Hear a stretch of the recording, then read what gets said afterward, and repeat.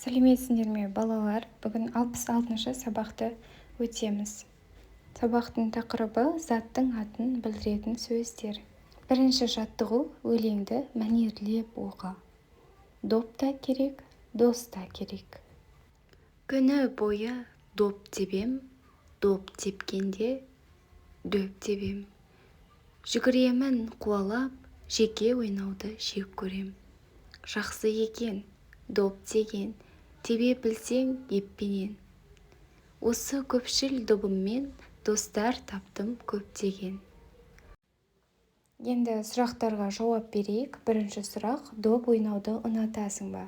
Егер де ұнататын болсаң, доп ойнауды ұнатамын. Себебі ол денсаулыққа пайдасы зор. Және де достарыммен уақыт өткізуге көмектеседі. Келесі екінші сұрақ: доппен тағы қандай ойын ойнайсың? Баскетбол добы бар, волейбол добы бар, гольф добы бар, және де футбол добы бар. Тағы басқа да көптеген ойындарды ойнауға болады. Өлеңнен кім, не сұрақтарына жауап беретін сөздерді тап. Өлеңде доп сөздері кездеседі, не деген сұраққа жауап береді. Және балалар, кімдер, балалар. Осыны түртіп жазып қойыңыздар. Екінші жаттығу: сөйлемдерді көшіріп жаз. Балалар доп ойнады. Ержан қақпашы болды. Бүгін ойын қызықты өтті.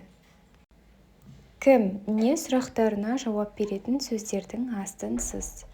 Балалар, кімдер, балалар. Доп, не, доп. Кім, Ержан. Не, ойын. Осы сөздердің астын сызып шығамыз.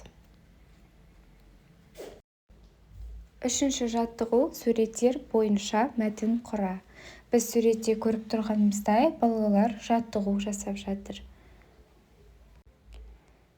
Міне осындай мәтін құрауға болады. Балалар жаттығу залына барды.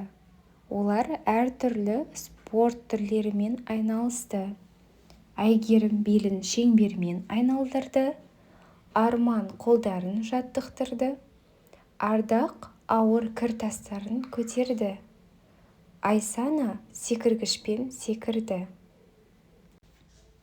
Осылай етіп мәтін құрасаңдар болады, немесе өз ойларыңмен құрап шығыңдар. Сабақ аяқталды, сау болыңдар.